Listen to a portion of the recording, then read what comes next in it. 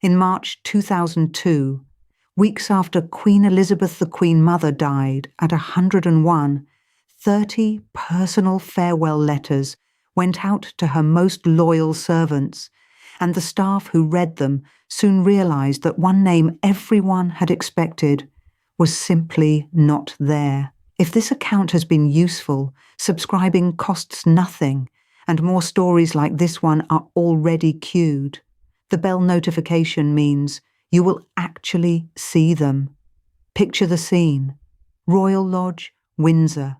The house is quiet in that particular way a house goes quiet after a very old person has finally gone. And on a writing desk sits a small stack of sealed cream envelopes. 30 of them, each one a personal goodbye, prepared before her death and now released by her household to the people who had spent their working lives in her service. These were not printed cards. They were not the polite form letters that great houses send when someone dies. Each envelope carried a warm, specific message meant for one person, and one person only. A dresser, a page, a footman who had stood behind her chair for 30 years. The household sent them out as a last act of devotion from a woman famous for exactly that kind of devotion. Keep that number in your head. 30 letters. Remember it, because one is about to matter far more by being absent than any of the 30 that were actually sent. And here is why 30 felt so right. To understand it, you have to understand what she was known for below stairs. Because the public knew one Queen Mother, the smiling grandmother of the nation in her pastel coat and matching hat, waving from a car. But the people who worked for her knew something more particular and more astonishing. She remembered everyone, not in the vague way that important people pretend to remember. She knew the names. Every footman, every dresser, every page. She knew their husbands and wives. She knew their children, and often the children's names too. She knew who had been ill, and she asked about it. She knew the anniversaries of their own losses, the day a servant's mother had died, the day a footman had buried his wife, and she marked them. According to former staff, she would say a quiet word on exactly the right day, when the person themselves half assumed the world had forgotten. That was the legend of her, the private legend, the one that never made the front pages. So when 30 envelopes went out, each with a personal line inside, it looked like the perfect ending to that legend, the woman who forgot no one, remembering them all one last time from beyond her own death. Then the servants began comparing notes. This is the part nobody planned for. Men and women who had served her for decades started, quite naturally, to talk to one another. Who had received a letter? What it said? Small things. The human curiosity of grief, and somewhere, in that comparing, a few of the longest serving among them went still. Because when you laid the 30 names side by side, someone was not on the list. Someone everyone had assumed would be. Someone whose absence, once you saw it, you could not stop seeing. That absence is the whole story, not the 30 who got a letter, the one who did not. Everything that follows, everything about who this woman really was behind the public smile, hangs on that single missing name. But before we get to who was left off, you need to understand who she was to begin with, because a name is only missing if the list was supposed to be complete, and this list, from this woman, was supposed to be the most complete list of loyalty ever assembled inside a royal household. She was born Elizabeth Bowes Lyon in 1900 into the Scottish aristocracy, the 9th of 10 children. For most of her early life, there was no reason to think she would ever be queen of anything.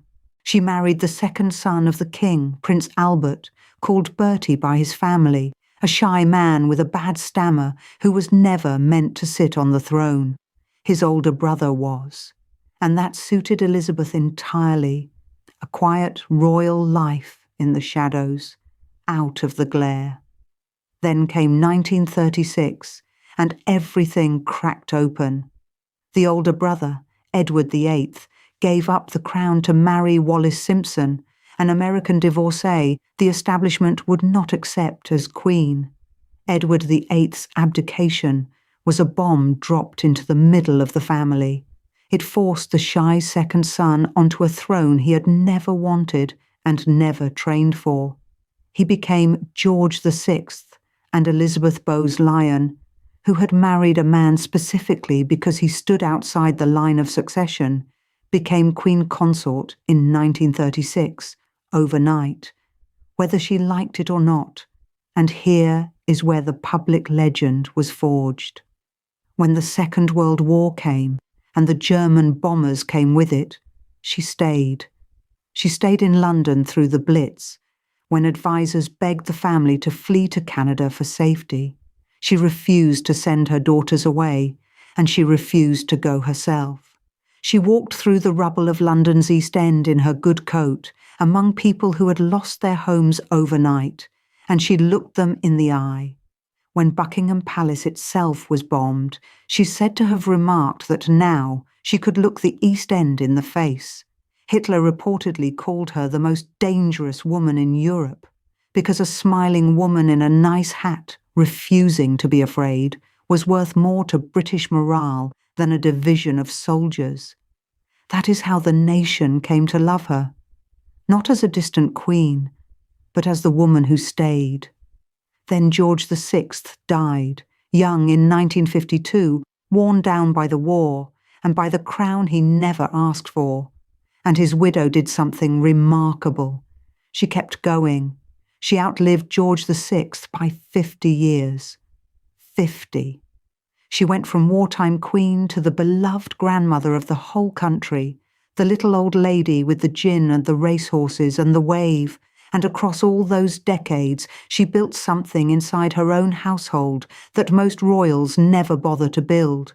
She built a house run on personal loyalty, not cold hierarchy.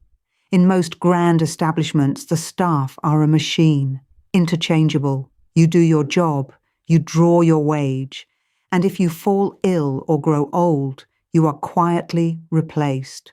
That was not how her house worked. According to former staff, when one of her dressers needed expensive dental work she could not afford, the Queen Mother simply paid for it, without fuss and without making the woman feel small. When a footman grew too old and too frail to actually do the job, she kept him on the payroll anyway, years after he could work, because letting him go would have meant telling a loyal man he no longer mattered, and she would not do that. And when servants died, she wrote to their widows, by hand, in that looping, generous script of hers, not a secretary's letter, hers. Ask yourself who you would leave off a list like that, and whether you would ever admit why. Because that is the thing about a woman like this. Biographers who studied her describe someone who treated remembering as a form of grace. Remembering was how she loved people. A handwritten note on the right day, a name recalled after 20 years, a small kindness done in private. In her hands, memory was not a filing system, it was a gift she gave. And that means the opposite was also true. And this is the part that starts to prickle. If remembering was her way of granting favour, then forgetting, or choosing not to remember, was never trivial. It could never be trivial. From a woman who marked the anniversary of a footman's dead wife, an absence carried weight. From her, to be remembered, was to be inside the circle, and to be left off was to be told something, even if no word was ever spoken. So hold those two pictures together. On one side, the most loyal household in royal Britain, run by a woman who forgot no one, who paid for teeth and kept old men in work and wrote to widows by hand. On the other, 30 sealed envelopes, each a personal goodbye, going out from that same woman after her death, looking for all the world like the perfect and complete final act of a lifetime of remembering. Everyone assumed the list was complete. Why wouldn't it be? It was her list. The famous names were on it. The people you would expect were on it. Her longest-serving pages, her devoted dressers, the men and women who had shared 50 years of her life. If anyone on earth was going to produce a flawless roll call of loyalty, it was her, even from beyond the grave. But the servants knew it was not complete. And here is the detail that changes everything. They did not just notice that someone was missing. They knew exactly who. This was not a case of counting heads and finding 31 where there should have been 30. It was more specific and more unsettling than that. When those long-serving staff went quiet over the list, they were not puzzled by a vague gap. There was a face in their minds, a particular person, someone who had been there, close to her, at moments the public never saw and never would. Someone present in the private rooms, in the ordinary hours, in the intimate business of an old woman's daily life for years on end. If you had asked any of them, before the letters went out, to name the people certain to be remembered, that name would have come near the top, not 30th on the list, first or close to it, and that name was on no envelope at all. Think about what that meant to the people who noticed. These were not gossips. Many of them had given their entire adult lives to her service. They had watched her write those notes to widows. They had seen the small daily kindnesses that never reached a newspaper. They, more than anyone, knew that she did not forget. She was physically capable of it, of course. In her final months she was very old and very frail. But forgetting was the one thing she was famous for never doing, which is exactly why the gap was so loud to the people who understood her best. Anyone else might have shrugged. An oversight, they would have said.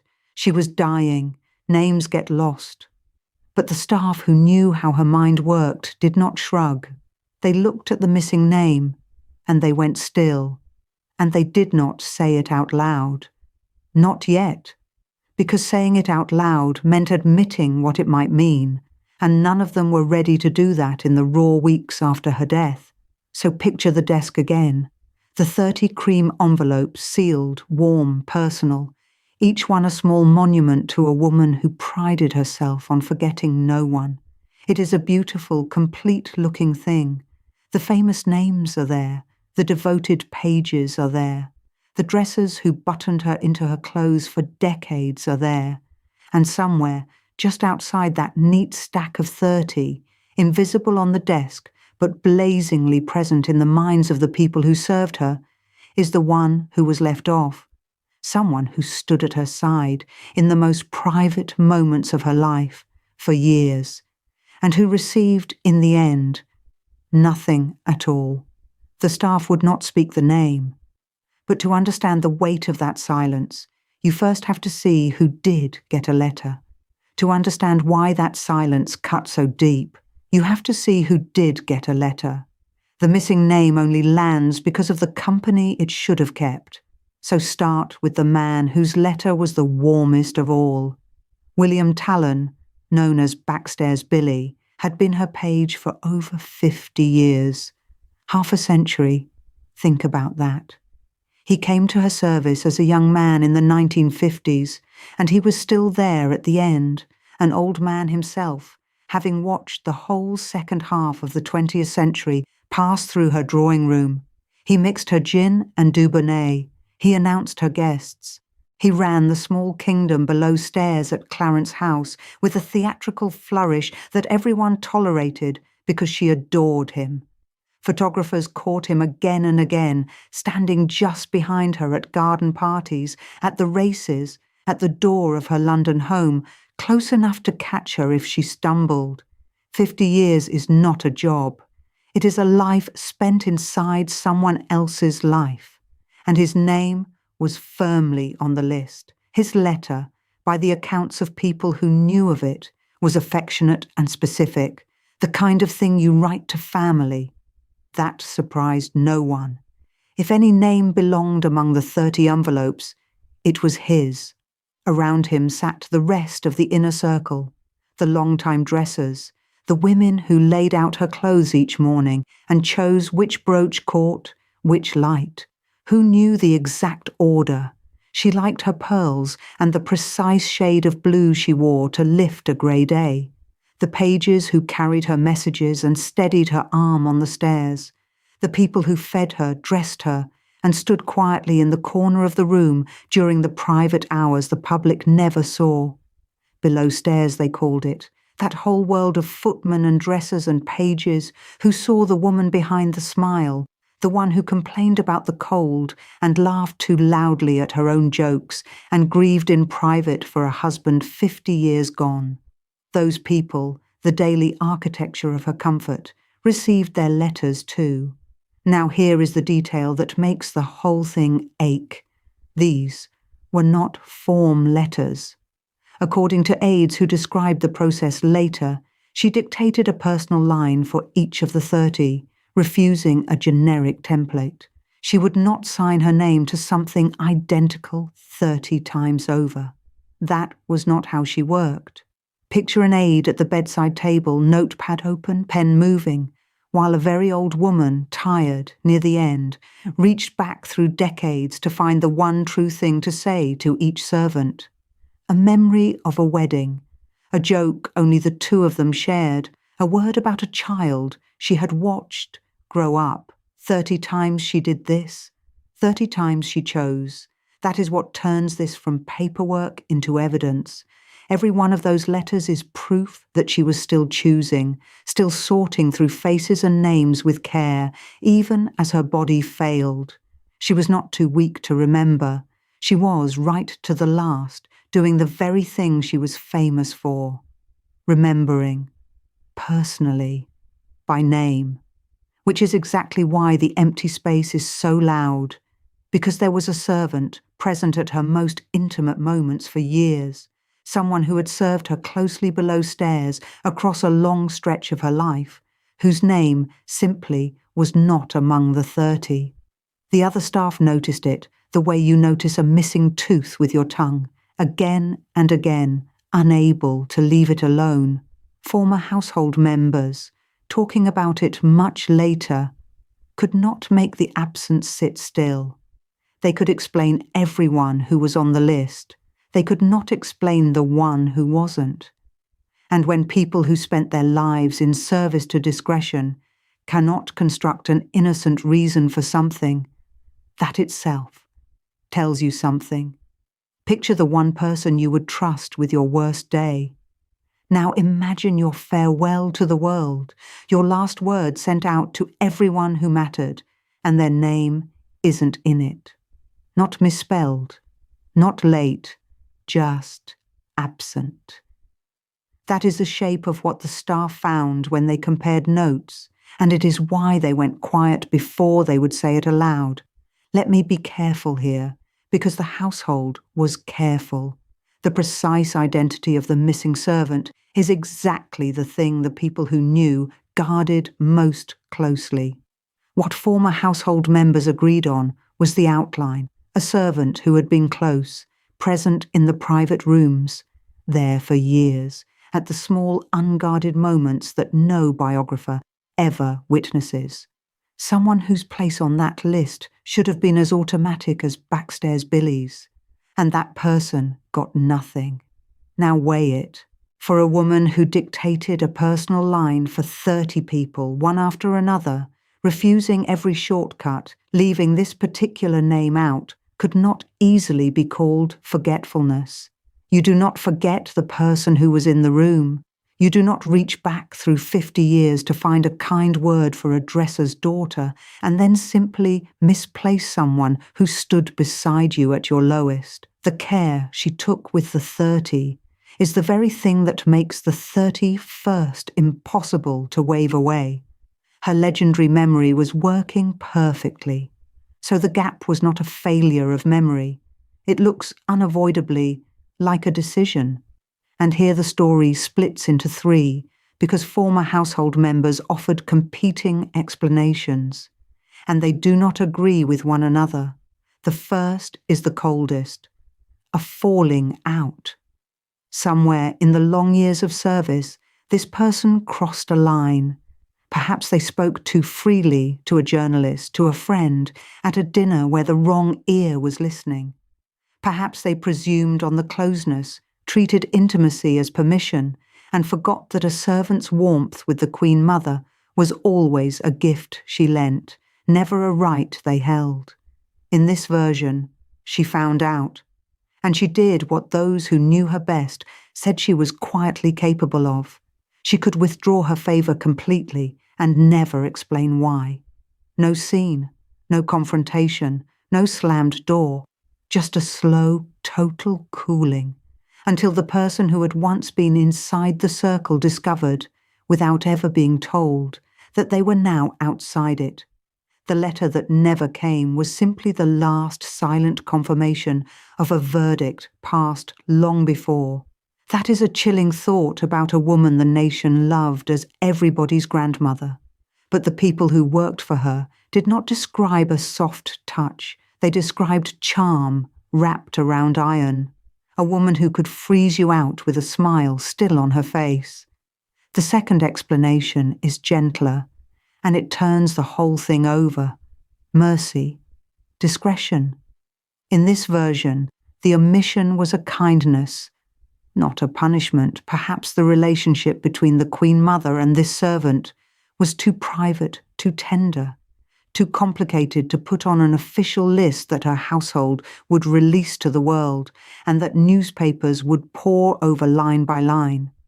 To name them among the 30 would have invited questions. It would have dragged something intimate into the daylight. So she left the name off precisely because it mattered, protecting the person, or protecting the memory, or protecting both. In this reading, the absence is love, not coldness. The one place she would not write the name was the one place everyone else could read. And the third explanation is the most human of all and the least dramatic. A slip. She was 101 years old and dying. The letters were assembled over time, dictated in pieces on good days and bad days, through the fog of a body shutting down. Names get lost in the drafting. A page turns. A list is copied, and one line falls between the versions. Nobody meant anything by it. There was no verdict and no mercy, only an old woman running out of days, and an aide who never realized a name had gone missing until it was too late to fix. The most ordinary explanation in the world. A mistake. Hold all three in your mind, because by the end only one of them fits the woman the servants actually knew. Because notice what happens when you set them side by side. Each explanation is not just a different reason. Each one is a different woman. The first version gives you a Queen Mother who kept accounts, who remembered slights with the same precision she remembered anniversaries, whose famous memory was never simply warmth, but a ledger, and who used the final most public gesture of her life to close one entry with silence. Cross her once, and 50 years of loyalty could be erased with the stroke of a name left unwritten. The second version gives you the opposite. A Queen Mother so protective of the people she truly loved that she would rather appear to have forgotten them than expose them. A woman whose deepest affection lived exactly where the public could not follow. In that light, the missing name is the most intimate thing on the entire list, more meaningful than any of the 30 that were there, and the third version gives you no message at all. Just an old woman, tired, mortal, doing her best and falling short at the very end, the way everyone falls short. It asks you to resist the urge to find meaning in what might only be exhaustion. And this is where the staff themselves came apart. These were not outsiders guessing. These were people who had served her for decades, who had stood in her rooms and studied her moods and learned to read the weather of her face across a lifetime. And they disagreed with one another, Some were certain it was punishment, because they had seen her do it before, seen the temperature drop on someone who had displeased her and never rise again. Others insisted she would never be cruel in death, that it had to be discretion, that they knew her heart. And others shrugged and said, she was 101. Do not build a cathedral on a clerical error. They served the same woman. They loved the same woman. And they could not agree on what she had done, or why, or whether she had done anything at all. That is the strange power of the empty envelope. It is a mirror. Everyone who looked at it saw the Queen Mother they already believed in. The ones who had felt her chill saw cruelty. The ones who had felt her tenderness saw love. The ones who had watched her fade saw only frailty. The absent said nothing, so it let each of them hear whatever they already knew. And all three could not be right: a cold cut, a merciful silence, and a dying woman's slip are not shades of the same thing. They are three separate people wearing the same beloved face. One of them chose to punish. One of them chose to protect. One of them chose nothing, because there was nothing left to choose. The list of 30 warm letters is the same list in all three stories. Only the woman behind it changes. So which was she? You cannot answer that by staring harder at the missing name, because the name will not speak. No letter survives to explain the one that was never written. The people who knew took their certainty and their doubt to their own graves. Staring at the gap only shows you your own reflection. There is only one way through. You have to stop asking why she left one name off and start asking what her memory was ever for in the first place. Because that memory, the thing the whole nation adored her for, the woman who never forgot a footman's birthday or a widow's grief, that memory was never neutral. It was doing something all along for 50 years, in every note and every remembered anniversary. And once you see what it was doing, the three explanations stop being equal. One of them starts to look far more like her than the others. Three explanations sat on the table: a cold cut, a merciful silence, or a dying woman's slip.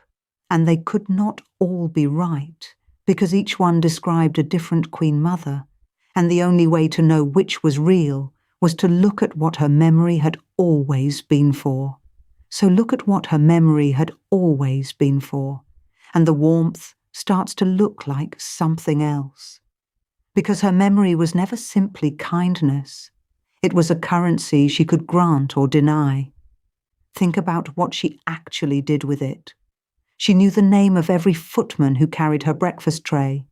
She knew which dresser had a daughter sitting exams that week. She knew the anniversary of a page's wife's death, and she marked it quietly, with a handwritten line that arrived exactly when the man needed it. To the people below stairs, that was extraordinary. Nobody above them remembered anything, and here was a queen consort, then a queen mother, who remembered everything. But remembering everything is not the same as loving everyone. It is a choice about where the attention goes, and attention, from her, was the most valuable thing in that household. To be remembered by the Queen Mother was to be inside the circle. It meant your work was seen, your losses were counted, your small life mattered to the great woman at the centre of it all. People stayed 40 and 50 years for that feeling. They turned down better wages elsewhere for it. Backstairs, Billy could have left a dozen times over. He never did. Now hold that against the list. 30 envelopes, each carrying a personal line she had chosen herself. 30 times she said, in effect, I remember you, I saw you. You were inside. And in the middle of all that remembering, one name she left out. Here is the part the servants understood instantly, because they lived inside her weather. To be left off that list, whatever the reason, was to be told something without a single word being spoken. She did not need to write a rebuke. She did not need to explain herself. The absence did the work. In a household run entirely on who she chose to notice, being unnoticed was the loudest possible message. If you have ever been quietly cut by someone who never said a word, you already understand exactly what those servants understood. There was no scene. There was no letter of dismissal. There was just a space where a name should have been, and everyone who saw it knew how to read it. That is a colder kind of power than shouting. Shouting is a loss of control. Silence is control, perfectly kept. So take the three explanations back off the table and hold each one up against that insight. A cold cut, a servant who crossed a line she never forgave, a merciful silence, a bond too private to name on an official document, or a dying woman's slip, a name simply lost in the drafting as her strength failed. They describe different motives. That is true. But watch what happens when you ask not why she did it, but what it did. In every version, the absence functioned as a message. If it was cruelty, the message was deliberate. If it was discretion, the message was still deliberate. She was choosing what the record would and would not say. And even if it was oversight, even if her hand simply never wrote the name, the household still read it as meaning. That is the crucial thing. With her, remembering and forgetting were never accidents. They were both acts. A woman who forgot nothing did not casually forget the one servant everyone expected to see. The people who knew her best could not make themselves believe that. And so the omission carried weight no matter which story you chose, because she had spent 70 years training everyone around her to treat her memory as intentional. Which brings us to the thing the title promised, the thing all of this has been circling. What does one missing name actually reveal about the private woman behind the public smile? It reveals that the warmth had an edge, not that the warmth was fake. That is the tabloid version, and it is wrong. The generosity was real. She really did pay for a dresser's dental work when the woman could not afford it. She really did keep a footman on the payroll long after his hands had stopped being any use, so he would not have to feel useless. She really did write to servants' widows in her own hand. None of that was performance. But here is what the servant saw that the public never did. The same power that let her lift you up was the power that could set you down completely, forever, without a word of explanation. Her generosity and her withholding were not two different women. They were the same woman, the same instrument, seen from two sides. Because think about what it takes to remember everyone. It takes a mind that files people, that keeps a ledger, that knows precisely what each person is owed and what each person has done. That mind does not switch off when the feeling sours. The woman who could recall your daughter's name after one meeting is the same woman who could recall exactly why she had decided, one afternoon years ago, that she was finished with you. Her memory was a currency she could grant or deny, and a currency only has value because it can be withheld. If everyone got remembered no matter what, remembrance would mean nothing. It meant everything in that house precisely because she could take it away. That is the private woman, not a monster, not a saint, a sovereign in the oldest sense, over a small kingdom of 30 souls, who understood better than anyone alive that attention is power, and that the deepest way to punish is to stop looking at someone.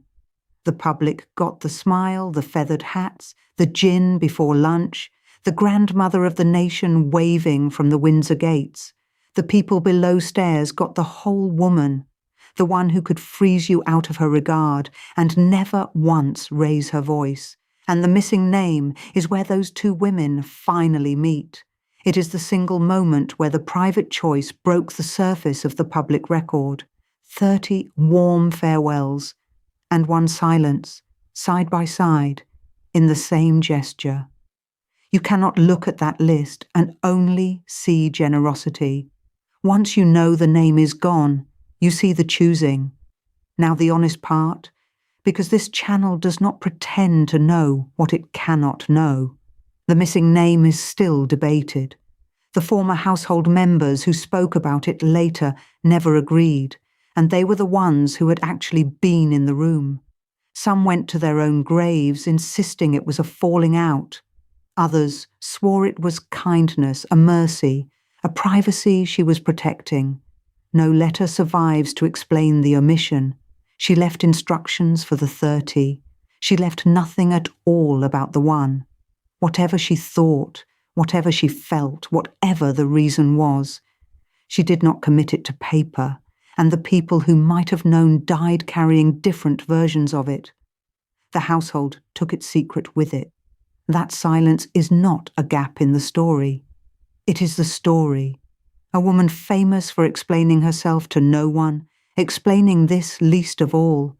Before we come back to those envelopes one last time, a small thing.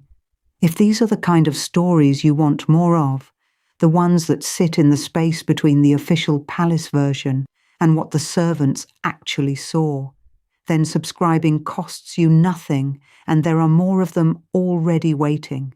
The bell is what makes sure they reach you instead of vanishing into the feed. Then stay with me, because the last image is the one that matters. Go back to where this started. Weeks after she died at 101 in the Royal Lodge at Windsor, 30 envelopes went out from a woman famous for forgetting no one, each one prepared before her death, each one carrying a line she had chosen herself, for a footman, a dresser, a page, a lady in waiting, the people who had spent their working lives within arm's reach of her. It was, on its face, one of the most touching acts of her long life, a final personal thank you to the people the rest of the world never noticed, the perfect last gesture from the perfect grandmother of the nation. That is the story she is remembered for. Generosity. The Queen Mother who never let a single face below stairs go unthanked. But that is not the story the servants noticed. What they noticed, when they compared their letters in those quiet weeks of mourning, was not the 30 names that were there. It was the one that was not, the one everyone had expected, the one whose absence none of them could quite explain and none of them could quite ignore. So tell yourself honestly which story you believe, the generous grandmother or the woman who chose her silences, because the evidence gives you both and it will not choose for you. The letters are real. The missing name is real. The warmth is real, and so is the edge underneath it. You can have the beloved public image, or you can have the private woman who understood that to be remembered by her was a gift, and to be forgotten was a sentence. What you cannot do, once you have seen the gap, is pretend the two were ever separate. Picture the Royal Lodge now at dusk, the windows dark, the household scattered, the envelopes long since delivered and read and put away. Somewhere in that story is a woman who spent a century being loved for her memory, and who used that same memory at the very end to say the one thing she never said out loud. Which of those was the real Queen Mother? The one who remembered everyone, or the one who chose deliberately the single soul she would leave in silence? And here is the question that should keep you up tonight. After 101 years of being two women at once, the public smile and the private hand that decided who mattered, did even she still know the difference?